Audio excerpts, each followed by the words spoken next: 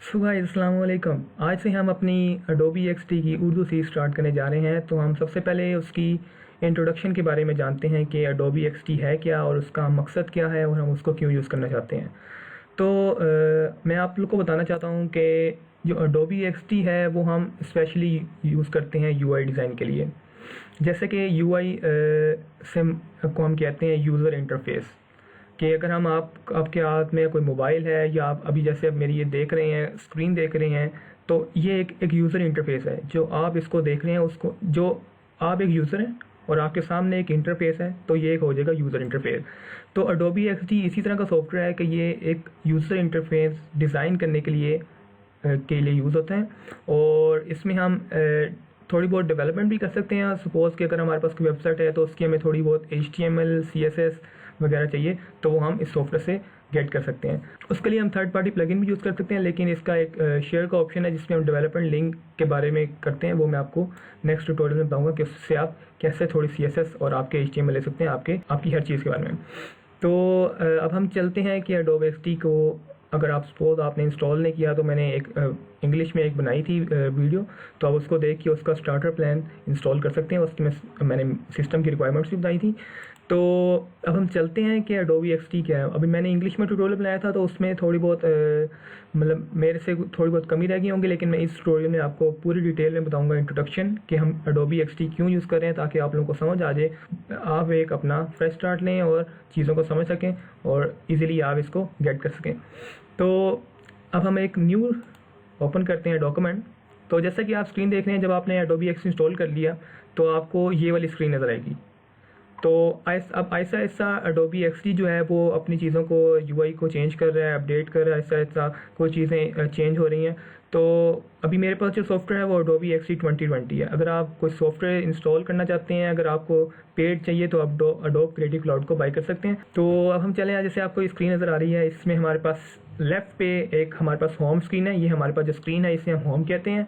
उसके नीचे हमारे पास एड ऑन्स हैं। एड ऑन्स हम कहते हैं प्लगइन्स को, कि जो थर्ड पार्टी चीज़ें हैं। जैसे अगर आप कोई वेबसाइट बना रहे हैं तो सपोज आप एक पास वर्डप्रेस का प्लेटफॉर्म है, उसके अंदर प्लगइन्स हैं, वो थर्ड पार्टी हो जाते हैं। इसी तरह Adobe XD के अंदर हम प्लगइन्स यूज़ करते हैं ताकि हम कुछ चीज़ें जो है ईजिली कर सकें और हम थर्ड पार्टी प्लगइन्स यूज़ करके अपने काम को आसान कर सकें। तो ये हमारे पास प्लगइन्स हैं।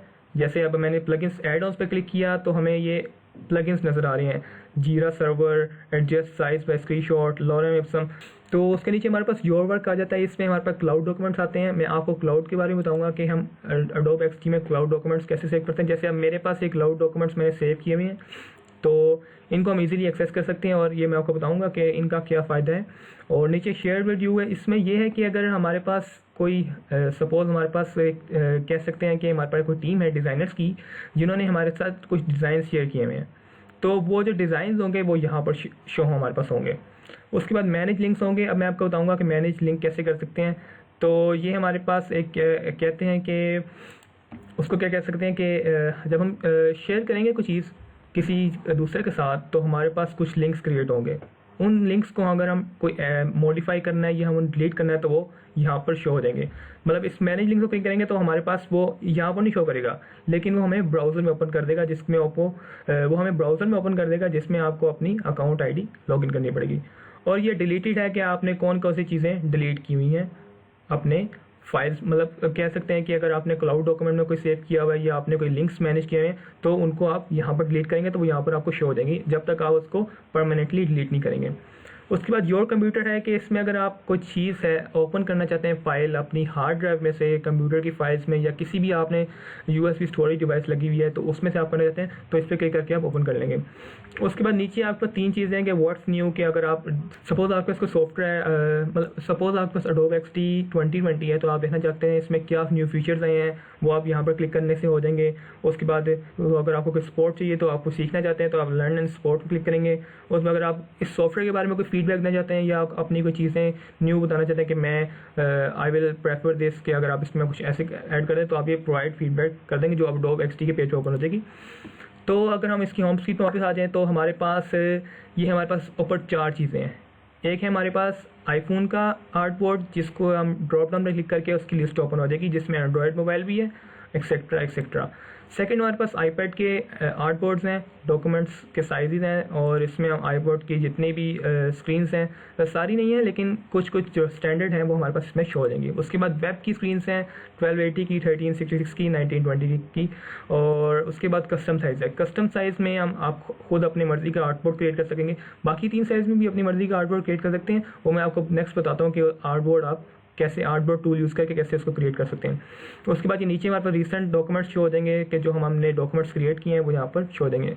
उसके बाद अगर आपने प्रो टिप्स करनी है वो यहाँ पर आप क्लिक करेंगे तो वो उसका पेज ओपन हो जाएगा। तो आपको नेक्स्ट ट्यूटोरियल में बताऊँगा जनरल टिप्स एंड ट्रिक्स के आप ईजिली कैसे एडोब एक्सटी को कर सकते हैं, लर्न कर सकते हैं, और आप उसमें कैसे जल्दी चीज़ों को गेट कर सकते हैं और उसमें कैसे जल्दी चीज़ें कर सकते हैं, परफॉर्म कर सकते हैं। तो सबसे पहले हम ओपन करते हैं। सपोज हमने ओपन करना है आईफोन 11 प्रो, तो मैं जस्ट इसको क्लिक करूँगा इस आइकन को, और वो मेरे पास एडोब एक्सटी का ये ओपन कर देगा।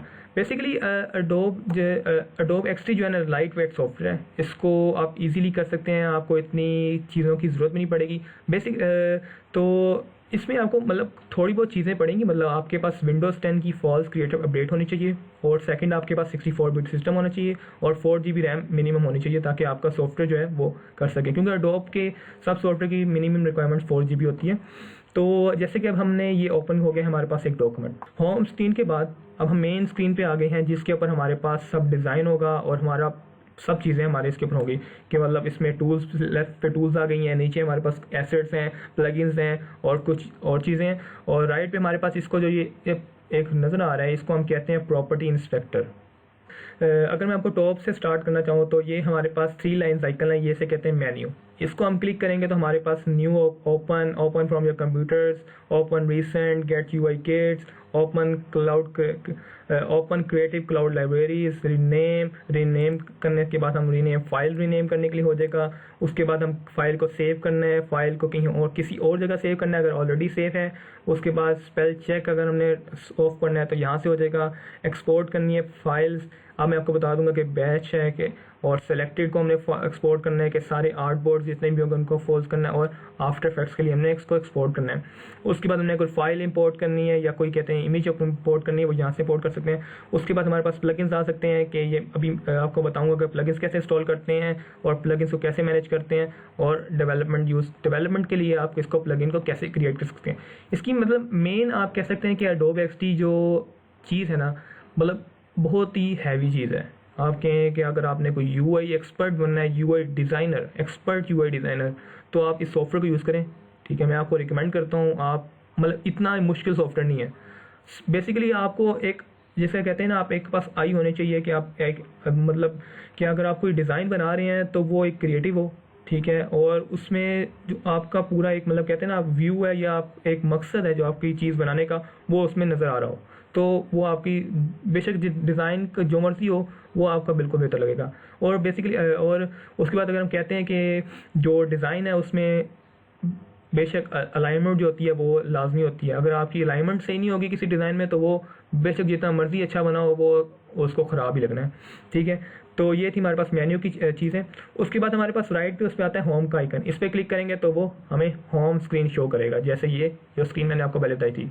तो अब हम उसके बाद आते हैं हमारे पास डिज़ाइन स्क्रीन वो होगी जो भी आपको जो डिज़ाइन स्क्रीन वो होगी जो आपको अभी नज़र आ रही है। ठीक है, जिसके अंदर हम अपना जितनी भी चीज़ें हैं यूआई वगैरह की डिज़ाइन जो हम यहाँ पर करेंगे।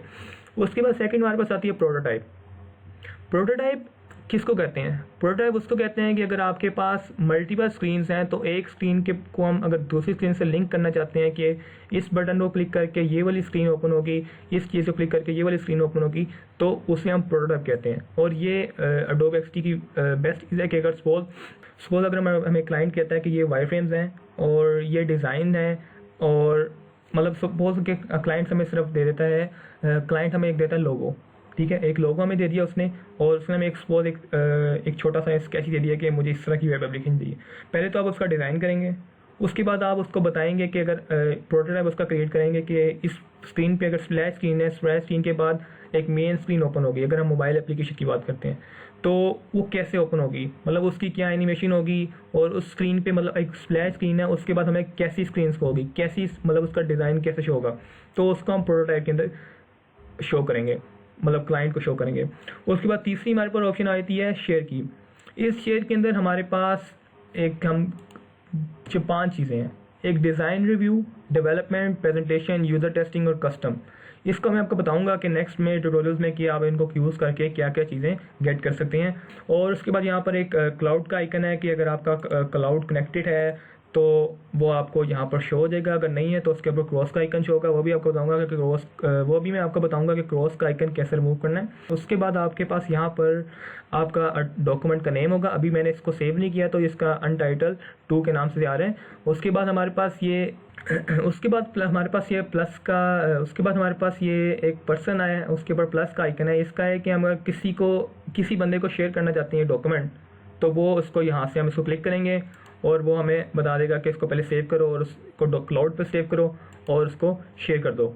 उसके बाद ये हमारे पास मोबाइल का प्रीव्यू है और ये डेस्कटॉप का प्रीव्यू है। मतलब अगर सपोज आपने एक वेब एप्लीकेशन बनाई है, ठीक है, आपके पास एक वेब एप्लीकेशन है और या सपोज आप कह सकते हैं कि आपके पास एक वेब एप्लीकेशन है और एक मोबाइल एप्लीकेशन है। आप उसको अपने ही स्क्रीन के ऊपर उसको व्यू करना चाहते हैं, तो मोबाइल के ऊपर करने के लिए आप इसको क्लिक करेंगे और ये डेस्कटॉप पे क्लिक करने के लिए इसको क्लिक करेंगे तो वो आपको शो कर देगा। उसके बाद ये आपका स्क्रीन का साइज़ है कि आप जूम इसको करना चाहते हैं। सपोज मैं इसको 300% कर दूंगा तो वो 300% हो जाएगा, इसको 50% कर दूंगा तो वो मेरे आर्टबोर्ड का साइज़ 50% हो जाएगा। और अगर आप इसको जूम टू फिट ऑल तो वो एग्जैक्ट स्क्रीन के ऊपर आ जाएगा, जैसे आप कहते हैं फिट टू स्क्रीन, तो वो ऐसे शो हो जाएगा। उसके बाद हम नीचे आते हैं, लेफ्ट पे हमारे पास एक टूल्स पैनल है। इसमें मैं आपको बताता हूँ कि टूल्स किस लिए हैं। अब ये हमारे पास पहली टूल है, इसे हम कहते हैं सेलेक्ट। ये आपको अडोबी में हर जगह नज़र आएगी, मतलब आप वी प्रेस करेंगे तो एक सिलेक्शन टूल आपकी सिलेक्ट हो जाएगी। तो ये अडोबी की हर प्रोडक्ट्स में है। उसके बाद हमारे पास नीचे टूल आती है रेक्टेंगल टूल, कि रेक्टेंगल टूल हम कैसे यूज़ करेंगे। अब मैं इसको रेक्टेंगल क्रिएट करना चाहता हूँ तो ये मैंने एक माउस से इसको एक रेक्टेंगल क्रिएट कर दिया। अब मैंने एक रेक्टेंगल क्रिएट किया है और यहाँ पर मुझे लेयर्स में आपको लेयर्स फाइंड करनी है। तो ये हमारे पास नीचे कंट्रोल वाई प्रेस करेंगे आप, अगर आपके पास विंडोज़ का है, और अगर आपके पास मैक है तो आप विंडो वाई प्रेस करेंगे। ओके, उसके बाद हमारे पास ये अगर हमने इसको लेयर्स में ओपन कर लिया तो हमें ये रेक्टेंगल नज़र आ गया। अब अगर आपने कोई टूल सेलेक्ट की है तो आपको राइट पे एक प्रॉपर्टी इंस्पेक्टर नज़र आएगा। मतलब मैंने आपको शुरू में बताया कि इस पैनल को हम कहते हैं प्रॉपर्टी इंस्पेक्टर। तो इसमें अब मैं आपको बताऊंगा कि क्या क्या चीज़ें और हम इसमें यूज़ कर सकते हैं। तो इसमें बताऊंगा अगर कुछ, तो इसमें मैं आपको बताऊंगा कि आप क्या क्या चीज़ें और यूज़ कर सकते हैं। तो जैसे आप देख सकते हैं कि आपको राइट पे ये अलाइनमेंट की ऑप्शन नज़र आएंगी कि अगर आपका ये सपोज मैं इसको कर सकता हूँ, एक मैंने इसका कॉपी बना लिया है तो ये इसको अलाइनमेंट ऑप्शन नज़र आएगी कि ये आपके पास अलाइन टॉप है, अलाइन शिफ्ट, अलाइन, मतलब तो आप अगर आप इसको जब आपने एक टूल सेलेक्ट की तो आपको राइट में ना ऑप्शन आपकी एक्टिव हो जाएंगी। अभी आपने मतलब सपोज अगर टूल्स को सिलेक्ट नहीं की तो कोई ऑप्शन एक्टिव नहीं है, और जैसे ही मैंने कोई शेप सेलेक्ट की है या मैंने कोई ऑब्जेक्ट सेलेक्ट किया है अडोबी एक्सटी के अंदर तो ये टूल आपकी ओपन हो जाएगी। अब ये ऊपर वाली टूल्स जो हैं ये अलाइनमेंट टूल्स हैं, मैं आपको बताऊंगा इसको कैसे यूज़ करते हैं। उसके बाद ये रिपीट ग्रिड की ऑप्शन है, इसको भी मैं आपको बताऊंगा कि कैसे यूज़ करते हैं। मतलब इसकी ये रिपीट ग्रिड मतलब ये है कि अगर आपके पास ये एक मेरे पास ये रेक्टेंगल है तो इसको आपने इक्वली, अगर आपके पास रेक्टेंगल है तो आपने इसको इक्वली करना है, नीचे कॉपी पेस्ट करना है तो आप रिपीट ग्रिड यूज़ कर सकते हैं। उसके बाद ये रिपीट ग्रिड की ऑप्शंस हैं कि आप मतलब उसको भी बताऊंगा कैसे यूज़ करना है। अब कंपोनेंट है कि अगर आपने कोई मतलब ये आपके पास एक बटन है, ठीक है, अब हम सेम मतलब कह सकते हैं कि अगर आपके पास कोई वेबसाइट बनाना चाह रहे हैं तो उसमें आपने एक ही बटन का सेम थीम रखनी है और उसको पूरी वेबसाइट के ऊपर सेम यूज़ करना है। तो उस बटन को आप एक मेका कंपोनेंट बना सकते हैं, उसको एक कंपोनेंट बना सकते हैं ताकि उसको आप कहीं भी कभी भी यूज़ कर सकते हैं। अब ये आपको जब मैंने इसको एक कंपोनेंट क्रिएट किया तो उसने मुझे ये एसेट्स के फोल्डर पे मुझे वो होवर कर रहा है कि आप इस पर क्लिक करें तो यहाँ पर आपका कंपोनेंट ओपन हो जाएगा। तो मैं इसको किया है तो ये आपको मैं अभी एसेट्स का बारे में अभी मैं आपको एसेट्स के बारे में बताऊंगा। पहले मैं इस प्रॉपर्टी इंस्पेक्टर की टूल्स के बारे में बता दूं, फिर हम इसकी तरफ आएंगे उसको कंपोनेंट उसके, तो इसकी फिर कंपोनेंट जो मैंने क्रिएट किया उसके बारे में डिस्कस करते हैं कि इसको हम क्यों, मतलब इसको हम कंपोनेंट बना लिए तो हम इसे कैसे यूज़ करेंगे। ठीक है, तो अब आप नीचे आते हैं, कंपोनेंट के नीचे हमारे पास इस जो हमारे पास एक ऑब्जेक्ट हमने क्रिएट किया है उसकी हमारे पास शो होंगी रेजोल्यूशन। मतलब अगर आप कहते हैं कि उसकी विड्थ क्या है, हाइट क्या है, उसका एक्स एक्सिस क्या है, उसकी वाई एक्सिस की पोजीशन क्या है, उसकी रोटेशन क्या है, और उसको अगर हमने फ्लिप करना है, मतलब उसको हमने हॉरिजॉन्टल फ्लिप करना है या वर्टिकल फ्लिप करना है, तो वो उसकी यहाँ पर हो जाएगी। उसके बाद ये फिक्स पोजीशन है वाइल स्क्रॉलिंग, मतलब कि अगर हम एक सपोज अगर हम बनाना चाहते हैं कोई चीज़, एक हमने ऑब्जेक्ट बनाया उसको हमने फिक्स रखना है, ठीक है। उसको अगर हम मोबाइल के अंदर स्क्रॉल कर रहे हैं तो वो उसकी पोजीशन चेंज ना हो, तो वो उसकी हमने फिक्स पोजीशन रखेंगे, ठीक है। ये उसकी ऑप्शन है। तो उसके नीचे हमारे पास लेआउट आ जाता है, इसमें हम पैडिंग यूज़ करते हैं। नेक्स्ट ट्यूटोरियल में आपको बताऊंगा कि आप इसमें पैडिंग कैसे दे सकते हैं और क्या क्या इसमें चीज़ें, और उसको आप कैसे ईजिली कर सकते हैं, ठीक है। ये पहली ऑप्शन जो है ये ऑल एजिस पे करेगी, और ये जो है मतलब टॉप वगैरह वगैरह के लिए यूज़ होगी। उसके बाद रिस्पॉन्सिव रीसाइज है कि अगर आप इसको रीसाइज करना चाहते हैं इस डॉक्यूमेंट को, तो मतलब डॉक्यूमेंट को, या अगर रिस्पॉन्सिव रीसाइज इसलिए है कि अगर आप इस जो आपका रेक्टेंगल है, ऑब्जेक्ट है, इसको रीसाइज करना चाहते हैं रिस्पॉन्सिवली, तो उसके लिए आपको ये करना पड़ेगा। इसमें दो ऑप्शन है, ऑटो और मैनुअल, इसके बारे में आपको बताऊंगा। उसके बाद हमारे पास एक अपीयरेंस आ जाती है कि आपने इस जो हम आपका ऑब्जेक्ट क्रिएट किया है रेक्टेंगल, आपने टूल यूज़ किया है, उसमें आप उसके क्या ओपेसिटी कम करना चाहते हैं, जैसे आपने देखें उसकी ओपेसिटी 0% हो जाएगी। उसके बाद उसका ब्लेंड मोड, ये ब्लेंड मोड आप मतलब उसके बाद आपके पास ये ब्लेंड मोड आ जाएगा, normal, dark and multiply, colour blend, वगैरह वगैरह। तो इसके बारे में आपको मैं इसको बताऊंगा कि आप इसको कैसे यूज़ कर सकते हैं। उसके बाद हमारे पास आ जाता है फिल। फिल का मतलब है आपने इस रेक्टेंगल में कलर कैसे करना है। तो उसके लिए आप मतलब अगर आपने कलर नहीं करना तो आप इसको अनचेक कर दें, कलर करना है तो आप इसे क्लिक करके आप कोई भी कलर चूज़ कर सकते हैं, ठीक है। उसके बाद हमारे पास ये आई ड्रॉपर टूल है, मतलब कि अगर आपने कोई कलर स्क्रीन में से पिक करना है तो ऐसे क्लिक करके आप ये कलर कर सकते हैं, या आपने उसको कलर पिक कर लिया। उसके बाद बॉर्डर है, अगर बॉर्डर नहीं लगाएंगे तो वो बॉर्डर ख़त्म हो जाएगा। बॉर्डर लगाना है तो ये कलर उसका यहाँ पर शो होगा। और उसके बाद बॉर्डर की हमारे पास साइज़ वगैरह, और अगर आपने उसमें स्ट्रोक वगैरह देनी है तो वो यहाँ से इसकी सेटिंग हो जाएगी। वो सेटिंग मैं आपको अगर नेक्स्ट ट्यूटोरियल में बताऊंगा कि आपने इसको एक एक सेटिंग को कैसे यूज़ करना है और उसके क्या क्या इफेक्ट्स होंगे। उसके बाद मार्क फॉर एक्सपोर्ट की, अगर आपने सपोज एक आपके पास ना आपने कुछ चीज़ें हैं, मतलब आप कहना चाहते हैं कि आपने इस डॉक्यूमेंट में कुछ चीज़ें ऐसी हैं जो आपने एक्सपोर्ट करनी है, मतलब आप कह सकते हैं इस डॉक्यूमेंट में आपकी कुछ चीज़ें हैं जो आपने एक्सपोर्ट करनी है, तो आप इसको मार्क फॉर एक्सपोर्ट कर सकते हैं। अगर आपने इसको मार्क फॉर एक्सपोर्ट नहीं करना, जब आपने इसको मार्क फॉर एक्सपोर्ट किया तो इधर एक आपको आइकन शो हो जाएगा एक्सपोर्ट का, जिसको आप शिफ्ट ई से अनमार्क कर सकते हैं, जो मैंने कर दिया। नहीं तो आप इसको सिलेक्ट करके तो वो आप यहाँ से मेन्यू में जाके तो एक्सपोर्ट कर सकते हैं सेलेक्टेड, तो वो भी इसी तरह वर्क करेगा जो चीज़ें आपने एक्सपोर्ट करनी है, ठीक है। तो ये था हमारे पास रेक्टेंगल टूल की ऑप्शंस। उसके बाद हम यहाँ से चलते हैं, एक एलिप्स बनाते हैं। ये एलिप्स है, ठीक है, एलिप्स बना लेगा। एलिप्स अगर आप चाहते हैं कि इसको आप अगर आप चाहते हैं कि आप इसको एक एग्जैक्ट सर्कल बनाएं तो आपको शिफ्ट प्रेस करेंगे तो वो एग्जैक्ट सर्कल बना देगा। बेशक आप उसको जितना मर्जी बना लें, वो उसकी नहीं करेगा। अगर आप उसको शिफ्ट से छोड़ देंगे तो वो एक एलिप्स की शेप में, या आप जितना मर्जी उसको ड्रैग करेंगे तो वो बना लेगा। ये हमारे पास एक एलिप्स बन जाएगा। तो अब आप एलिप्स की मतलब आप कहें ना कि आपके पास टूल्स हैं, प्रॉपर्टी इंस्पेक्टर में चीज़ें सारी यही हैं, ठीक है, जो आपको नज़र आएंगी जब आप किसी टूल्स को सेलेक्ट करेंगे। वो आपकी मर्ज़ी है कि आपने उसको क्या क्या चीज़ें ऐड करनी है। उसके बाद अभी इसमें देखें आपको यहाँ पर दो चीज़ें, मतलब अब आपने देखें अब टूल्स है ना, तो उनमें कुछ थोड़ी बहुत डिफरेंस आएंगी, ठीक है। अब जैसे रेक्टेंगल टूल आपने यूज़ की है तो उसमें यहाँ पर आपको ना ब्लर नज़र आ रहा था ना बैक शेडो नज़र आ रहा था। तो अब जैसे ही मैंने एक सर्कल क्रिएट किया है उसमें दो चीज़ें नहीं आई हैं, जो है एक शेडो, मतलब आपने सर्कल का शेडो ऐड करना है और उस बैकग्राउंड ब्लर करना है, जो उसका बैकग्राउंड है उसको ब्लर कर देना है। मतलब सपोज आपके सर्कल के पीछे कोई इमेज लगी हुई है, ठीक है, एक बैकग्राउंड लगा हुआ है, तो उसको आपने ब्लर कर देना है। उसके लिए आपको यूज़ होगा, उसकी अमाउंट है, ब्राइटनेस है, ओपेसिटी है, वगैरह वगैरह, ठीक है, ये शो कर देगा। तो ये इसके लिए हो जाएगा। बाकी चीज़ें सेम है, mark for export, appearance, layout, component और अलाइनमेंट्स एंड रिपीट ग्रिड। उसके बाद ये हमारे पास ट्राइंगल है, ठीक है, सेम जैसे एलिप्स में अगर हम करते जाएंगे तो वो ऐसे करते जाएगा। अगर आपने उसको सेम एग्जैक्ट रेक्टेंगल बनाना है तो आप शिफ्ट को प्रेस करेंगे तो वो एक ट्राइंगल बना देगा, ठीक है। अच्छा, उसके बाद अब आपको मैं ये कुछ चीज़ों बताता चलूँ कि अब जैसे आपने एक सेलेक्ट किया है ना, आपने एक ऑब्जेक्ट सेलेक्ट किया है, उसमें ये आपको ये 4 डॉट्स नज़र आएंगे, ठीक है। तो इसको अगर आप प्रेस करके इसको ऐसे करेंगे ना, ये हमारे पास इसका रेडियस हो जाएगा, मतलब बॉर्डर रेडियस इसको हम कहते हैं, ये उसके लिए यूज़ होगा। नहीं तो अब आपको मैं बताऊँगा बॉर्डर रेडियस, वो मैं आपको बताऊँगा नेक्स्ट में कि आप इसको प्रॉपर्टी इंस्पेक्टर से बॉर्डर रेडियस कैसे देख सकते हैं, तो ये इसलिए काम आएगा।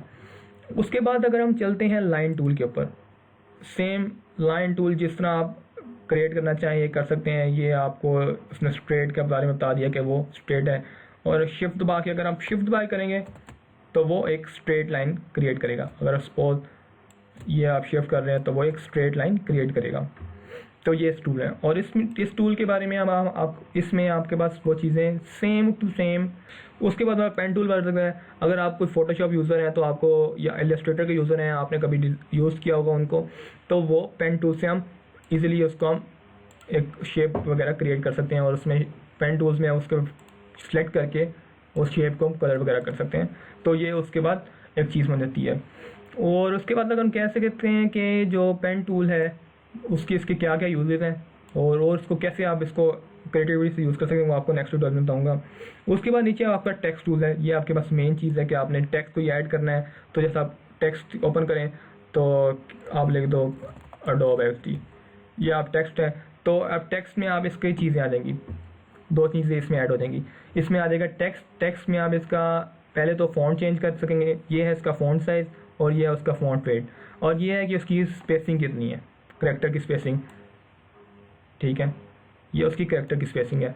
उसके बाद आप कह सकते हैं कि ये जो आपके पास है इसकी लाइन हाइट है, ठीक है। लाइन जो अगर आपके पास पैराग्राफ लिखा हुआ है तो उसमें आपने जो स्पेसिंग उसकी देनी है, तो अगर आप एक पैराग्राफ लिखा हुआ है उसमें आपने उसकी स्पेसिंग देनी है तो वो आप यहाँ से दे सकते हैं। उसके बाद हमारे पास ये आ जाती है उसकी पैराग्राफ की स्पेसिंग, कि अगर दो तीन पैराग्राफ आपस में लिखे हैं तो उनमें आपने स्पेस देनी है, तो वो यूज़ करेंगे। आपको मैं एक एक करके ना इसके बारे में, मतलब एक टूल के प्रॉपर्टी इंस्पेक्टर को कैसे यूज़ करना है और सेकंड टूल के प्रॉपर्टी इंस्पेक्टर को कैसे यूज़ करना है, वो आपको मैं नेक्स्ट ट्यूटोरियल में पूरी ब्रीफली डिस्क्राइब करके बताऊंगा। अभी मैं आपको इंट्रोडक्शन दे रहा हूँ तो आपको बस ओवरव्यू दे रहा हूँ कि क्या यूज़ कर सकते हैं।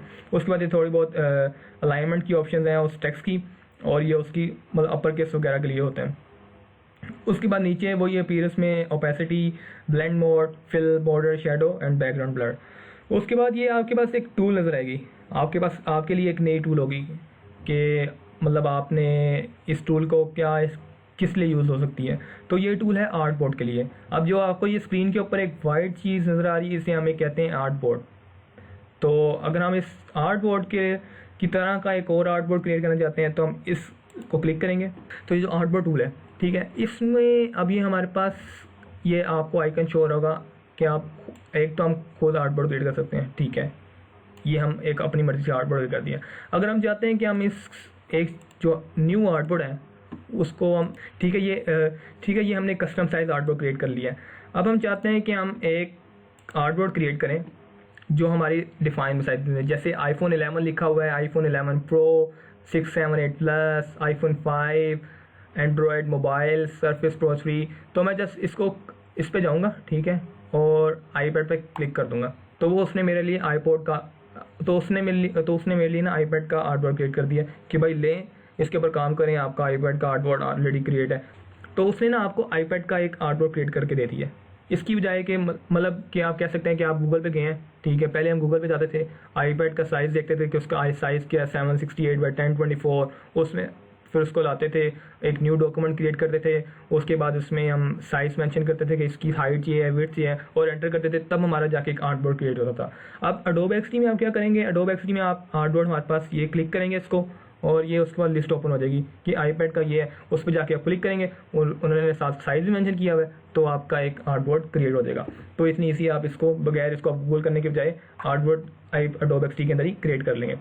तो ये थी। और उसके बाद हमारे पास ये तो भाई जूम टूल है, ठीक है, इसको आपने किसी चीज़ पे जूम करना है, इसे क्लिक करें तो वो उसमें जूम करते रहने, ठीक है। जैसे आप देख सकते हैं, मैंने इसको इतना जूम किया है कि वो उसके पिक्सल्स नहीं ख़राब हो रहे। तो ये इसकी Adobe XD की एक ना मज़े की बात है कि आपको कोई चीज़ का मज़ा आएगा देखने का जब आप किसी चीज़ का जूम करे होंगे, ठीक है। और ये देखिए, अब पहले प्लस का आइकन था, मैं ऑल्ट को दबाऊंगा तो वो माइनस का आइकन शो हो जाएगा, ठीक है। उसको जितना मर्जी आपने इसको छोटा करना है तो वो हो जाएगा। उसके बाद आप कंट्रोल करके आप, अगर आपके पास माउस है तो उसको आप स्क्रॉल डाउन करेंगे तो वो स्क्रीन को जिस तरफ आप लेके जाएंगे तो वो उस तरफ हो जाएगा, ठीक है।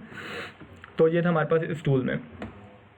उसके बाद हमारे पास आ जाता है एसेट्स, ठीक है, अब एसेट्स के लिए मैं आपको एक चीज़ बताता हूँ कि इसमें अगर मैं आपका कलर कर लूँ, ये वाला कलर कर लिया है, ठीक है, और इसमें मेरे पास कलर हो गया है, ये वाला कलर मेरे पास हो गया, ठीक है। तो हमारे पास आपको स्क्रीन के ऊपर 3 कलर्स नज़र आ रहे हैं। तो एसेट्स ओपन करते हैं। अब एसेट्स में हमारे पास 3 चीज़ें हैं, colours, character styles, components. Colours ये हैं कि आपने जो पूरा आपका लेआउट है, आपकी एप्लीकेशन है, वेबसाइट है, तो उसमें आपने कौन कौन से कलर्स डिफ़ॉल्ट रख लिए हैं कि मैंने ये कलर्स यूज़ ही करने हैं।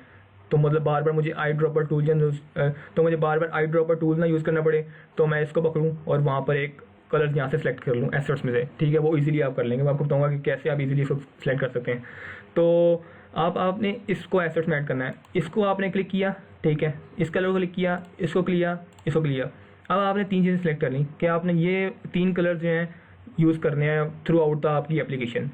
इसे क्लिक करने के बाद आपको प्लस का आइकन नज़र आ रहे होंगे एसेट्स में, ठीक है। एक तो अगर आप शिफ्ट कंट्रोल सी प्रेस करेंगे ना, तो वो ऑटोमेटिकली एसेट्स में चलेंगे। नहीं तो आप इसको ये एसेट्स पर क्लिक करके कलर्स में जाकर इसे क्लिक करेंगे ना, तो ये देखें ये 4 कलर्स उसने सेलेक्ट कर दिए हैं।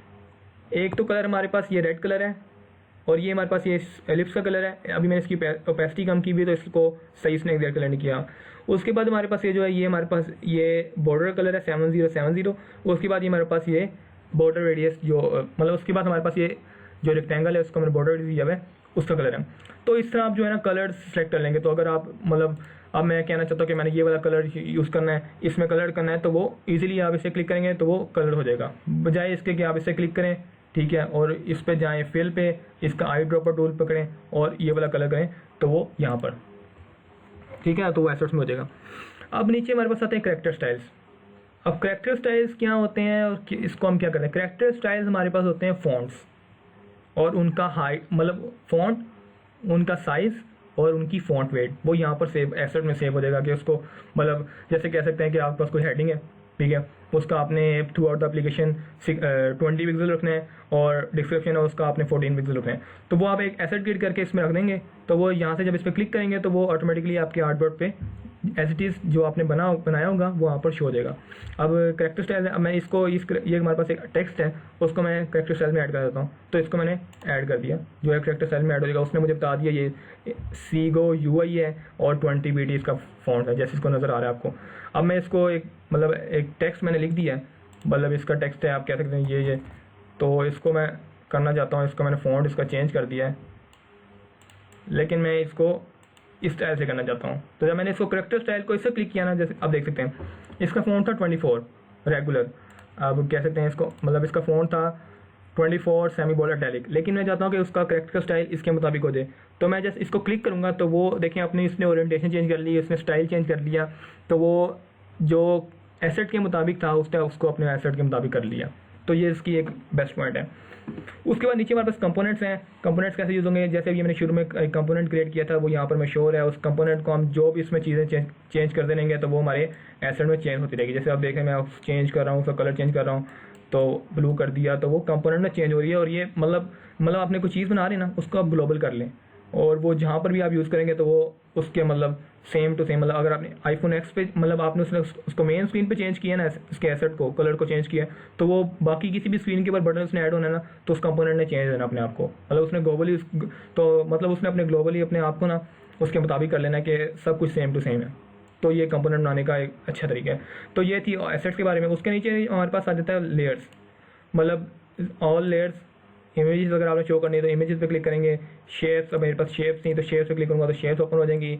अगर आपने टेक्स्ट को क्लिक करना है तो टेक्स्ट हमारे पास ये टेक्स्ट ओपन हो जाएगा। मतलब इसमें अब देखें मेरे पास तीन से चार आर्टबोर्ड्स हैं, तो उसने आर्टबोर्ड 1 का टेक्स्ट बता दिया और आर्टबोर्ड 2 का टेक्स्ट बता दिए।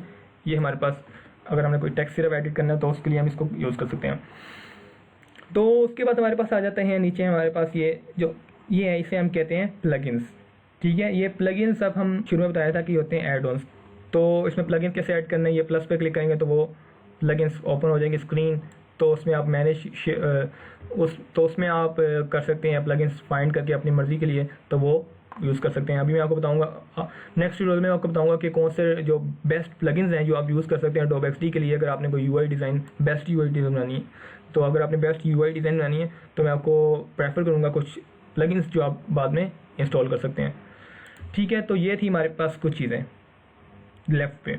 राइट में हमारे पास था प्रॉपर्टी इंस्पेक्टर, ऊपर हमारे पास बार थी और दरमियान में हमारे पास था आर्ट बोर्ड। तो ये थी हमारी कुछ चीज़ें जो एडोब एक्सटी के अंदर। अब आप सोच रहे होंगे कि इतनी सी चीज़ों से आप कैसे यूआई डिज़ाइन बना सकते हैं। तो भाई घबराने की बात नहीं है, ठीक है। ये बहुत कमाल का सॉफ्टवेयर है, ठीक है। मैं आपको ऐसा ऐसा बताता जाऊँगा कि हर टूल में कैसे। हाँ, अब आपने क्रिएटिविटी लानी है, कोई चीज़ है उसको मतलब आपने कोई चीज़, ठीक है, तो आपने क्रिएटिविटी लानी है। तो अगर आप कह सकते हैं कि आप में कोई चीज़ है तो आप बैठे हुए हैं, आपसे मतलब नहीं बनने वाली, ठीक है। तो मतलब आपके पास एक डॉक्यूमेंट ओपन है, तो आप उसी को देखे जा रहे हैं, ठीक है। मैं ऐसे देख रहा हूँ कि भाई हाँ इसमें ये हो सकता है, ये हो सकता है, ठीक है। तो बस देखें ना उसको एक अलग तरह से ना उसको इम्प्लीमेंट करें। इम्प्लीमेंट करने के बाद आपको जब चीज़ नज़र आएगी ना, तो आपको पता लगेगा कि मैं ये सोच रहा था, तो मेरे सोचने के मुताबिक ये चीज़ इस तरह की शो होगी। तो जो सोचेंगे उसको इम्प्लीमेंट करें, ठीक है। अगर मज़े की लगी तो उसको रख लें, नहीं मज़े की लगी तो उसको डिलीट कर दें। आपका कौन सा इतना कुछ जाना है, ठीक है। आपने बस क्लिक करके उसको डिलीट की ऑप्शन बनानी है। अगर सही लगा तो कंट्रोल एस कर देना, सेव कर लेना उसको, ठीक है। तो ये उस तरह हमारे पास एक शो हो जाएगी। ओके, तो ये हमारे पास ये चीज़ें थी। उसके बाद आप मतलब आप सोच रहे होंगे कि आपके पास नहीं है, कोई क्रिएटिविटी नहीं है, ठीक है। आप कलर्स नहीं यूज़ कर सकते, आपको मतलब आपको कलर नहीं यूज़ कर सकते, आपको पता नहीं लगता कि आप इस चीज़ के साथ ये कौन सा कलर मैच करेगा। तो उसकी मैं आपको एक वेबसाइट दूँगा, ठीक है। एडोब कलर्स की वेबसाइट है, उसके ऊपर आप ट्रेंड देख सकते हैं कलर्स के बारे में। मतलब अगर आपके पास ब्लू कलर है तो ब्लू कलर के साथ कौन कौन से कलर्स मैच करेंगे, कौन सा कम्बिनेशन होगा। तो वो इजीली आप अपने आप को मतलब शुरू में आप अपने आप को थोड़ा वहाँ से चीज़ें वहाँ से कलर्स पकड़ेंगे ना, तो यूँ ही आप मतलब 5 या 10 दफ़ा या 15 या 20 दफ़ा आप उस कलर्स को जब चेक करेंगे ना कम्बिनेशन को, तो उस नेक्स्ट टाइम आपको खुद ब खुद पता लग जाएगा कि मैं ये कलर यूज़ कर रहा हूँ, तो उससे कौन कौन सी चीज़ें बेहतर होंगी। तो वो आप खुद ब खुद यूज़ कर लेंगे बजाय गूगल करने के, ठीक है। तो ये थी आपकी कुछ चीज़ें। तो मैंने आपको थोड़ा बहुत इंट्रोडक्शन दिया। अब आपको मुझे उम्मीद है, तो मुझे उम्मीद है कि अब आपको ये इंट्रोडक्शन की वीडियो देखने के बाद ना आपको आइडिया भी हो जाएगा कि आप एडोब एक्सटी क्यों यूज़ कर रहे हैं, ठीक है। उसमें क्या क्या टूल्स हैं और किस लिए आप यूज़ करें। अभी मैंने आपको टूल्स के बारे में बताया, अभी मैंने आपको ये नहीं बताया कि आप इसमें एक पूरी एप्लीकेशन कैसे क्रिएट करेंगे। वो आपको मैं नेक्स्ट वीडियो में बताऊँगा। वो एक नेक्स्ट है कि आप पहले टूल्स के बारे में आपको टूल्स के बारे में पता लग जाए, ठीक है। मतलब ओवरव्यू हो जाए कि ये टूल्स किस लिए हैं और इनको कैसे कैसे यूज़ कर सकते हैं। वो डिटेल्स में आपको मैं साथ साथ जो एक डिज़ाइन क्रिएट करूँगा, एक एक करके मैं आपको टूल्स के बारे में बताऊँगा कि उसमें क्या क्या यूज़ करके मतलब हर उसके जो प्रॉपर्टी इंस्पेक्टर में चीज़ें यूज़ हो रही हैं उसको हम कैसे यूज़ करेंगे, तो उसके क्या क्या इफेक्ट हमारे पास उनके आएंगे, तो वो हमारे लिए ईजी हो जाएगा। तो उसके बाद हमारे पास आ जाती हैं कुछ चीज़ें जिसको हम कहना चाहते हैं कि किधर गया, ठीक है। ये हमारे पास आ जाएगा। अच्छा, अभी बस इतना ही, मतलब ये इतना ही है, ठीक है। मतलब ये आर्टबोर्ड आपने क्रिएट किया है, ठीक है। तो मतलब आप इसके ऊपर जितने भी आर्टबोर्ड कहना चाहें आप क्रिएट कर सकते हैं, एसेट्स क्रिएट कर सकते हैं। तो ये थी हमारे पास इंट्रोडक्शन, ठीक है। अब मुझे उम्मीद है कि आप लोगों को समझ आ गई होगी, तो आप लोग करेंगे एडोब एक्सटी इंस्टॉल, ताकि फिर मैं जो मैं अपना मैसेज कन्वे करना चाह रहा हूँ आप लोगों को, आपके लिए मैं उर्दू में ट्यूटोरियल्स बनाना स्टार्ट कर रहा हूँ। तो अगर आपके किसी दोस्त को, किसी भी आप बहन भाई को या किसी भी बड़े को आप एडोब एक्सटी मतलब उसको कहते हैं कि आप वो काम करें, कोई सीखे, बजाय इसके कि वो सिर्फ टाइम वेस्ट करे, तो वो इस ट्यूटोरियल सीरीज़ को देखे, ठीक है। तो वो इस ट्यूटोरियल सीरीज़ को देखना स्टार्ट कर दे, क्योंकि मैं बहुत कुछ इसमें बताने लगा हूँ कि मतलब मेरे पास 3 से 4 साल का एक्सपीरियंस है यूआई डिज़ाइन बनाने का, और उससे ज़्यादा फिर मेरे पास ग्राफिक डिज़ाइनिंग का एक्सपीरियंस है। तो मैं आपको ऐसी चीज़ें बता दूंगा कि आपने बस हैरान रह जाना। तो देख लें कि मैं आपको आपके अंदर क्रिएटिविटी पैदा कर देनी है। आपके पास अगर पहले से क्रिएटिविटी है तो भाई वो तो फिर क्या ही बात है आपकी, ठीक है। तो आपने बस करना ये है कि शुरू हो जाए, ठीक है, और बस इसको ख़त्म कर दें इस सॉफ्टवेयर को। मतलब जो चीज़ें ना आप इसको हर सॉफ्टवेयर को कर दें। हाँ, इसमें अब आपको मैं एक और चीज़ बताता चलूँ, इसमें आपको छोटी मोटी चीज़ें एनिमेशन कर सकते हैं, ठीक है। जो आप एनिमेशन आप आफ्टर इफेक्ट्स में करते हैं, या अगर आप किसी एप्लीकेशन का लोडर आइकन बनाना चाहें या कुछ और चीज़ें एनिमेट करना चाहें, तो आप इसमें कर सकते हैं ईजीली, ठीक है। बजाय ऐसे कि आप कोई और सॉफ्टवेयर ओपन करें, उसमें एनिमेशन करें, फिर इस सॉफ्टवेयर में ऐड करें, तो वो आपका लंबा काम बन जाएगा, ठीक है। वो इसमें हम कर लेंगे। इसमें मैंने आपको शुरू में एक ऑप्शन दिखाई थी एक्सपोर्ट फॉर आफ्टर इफेक्ट्स, तो वो इसीलिए काम के लिए यूज़ होगी, ठीक है। बजाय से कि आफ्टर इफेक्ट्स में जाएं, उसमें एनिमेशन करें और एडोब एक्सटी में इंपोर्ट करें। तो ये सी चीज़ें ठीक है। अब आपको अगर आपने इस Adobe XD को इंस्टॉल करना है ना, तो लिंक मैं आपको डिस्क्रिप्शन में ऐड कर दूँगा, ठीक है। वहाँ से आप इसको, वो दरअसल इंग्लिश में है, तो बस मतलब इतना कोई लंबा चौड़ा काम नहीं है कि आप कैसे इंस्टॉल करेंगे, कि नहीं हो रहा इंस्टॉल, तो बस उसकी Adobe XD की वेबसाइट पे जाएँ, ठीक है। स्टार्टर प्लान को इंस्टॉल करें, Adobe क्रिएटिव क्लाउड की डेस्कटॉप ऐप इंस्टॉल करें, ठीक है। और 2 मिनटों में आपका Adobe XD इंस्टॉल, उसको ओपन करें। हाँ, मिनिमम रिक्वायरमेंट्स आपकी लैपटॉप की होनी चाहिए। ये ना हो कि आपके पास 2 GB रैम है, ठीक है, हार्ड ड्राइव भी कोई नहीं है, विंडोज़ 10 भी नहीं है, और उसके ऊपर आप Adobe XD इंस्टॉल करने चले हैं, तो भाई वो वैसे काम नहीं चलना। Adobe XD इंस्टॉल करने के लिए आपको विंडो 10 की फॉल्स क्रिएटर अपडेट होनी चाहिए, 1709 जो उसका वर्जन है वो होना चाहिए, उससे ज़्यादा होना चाहिए, और उसके पास 4 GB रैम होनी चाहिए, और 64 बिट सिस्टम होना चाहिए। अगर पास 64 बिट सिस्टम अगर आपका 64 बिट सिस्टम नहीं है तो भाई उसको लें, ठीक है।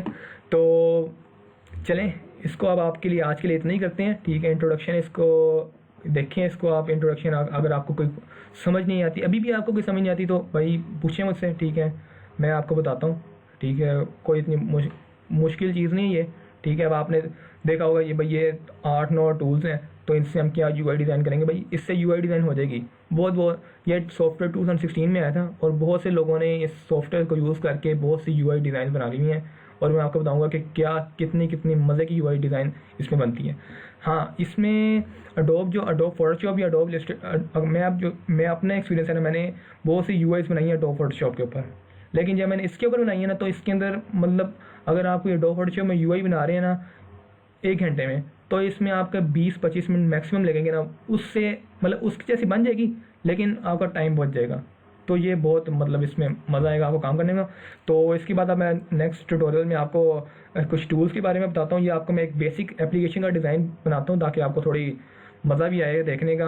अभी तो मैंने बस इसको एक शेप्स बनाई है, ताकि आपको थोड़ा बहुत पता लग जाए। साथ आपको प्रॉपर्टी इंस्पेक्टर के बारे में बता दूँ, तो एक आपको मैं बताता हूँ क्या नाम है, तो आपको फिर मैं बताऊंगा अब एक नेक्स्ट ट्यूटोरियल में एक एप्लीकेशन डिज़ाइन करके, इन टूल्स को यूज़ करके, इन प्रॉपर्टी इंस्पेक्टर को यूज़ करके, और उसमें अगर मैं प्लगइन इंस्टॉल करना चाहूँगा तो प्लगइन भी इंस्टॉल करना आपको साथ साथ दिखा दूंगा, ताकि आपको पता लग जाए कि आप प्लगइन कैसे इंस्टॉल कर सकते हैं उसी वीडियो के अंदर। अगर आपको वीडियो अच्छी लगी है तो सब्सक्राइब करें, लाइक करें, कमेंट करें। अगर आपका कोई सवाल है तो आप सवाल कमेंट में रखें, तो मैं आपको उधर रिप्लाई करूँगा। नहीं तो मैं अगर कोई ज़्यादा ही लंबा सवाल हुआ, अगर आपको ज़्यादा ही डिस्क्रिप्शन चाहिए, तो मैं आपके लिए एक वीडियो बना लूँगा, तो आप उस वीडियो को देख लेना, तो इजीली आपको समझ आ जाएगा, ठीक है। तो अभी के लिए इतना ही। थैंक यू, अल्लाह हाफिज़, शुक्रिया।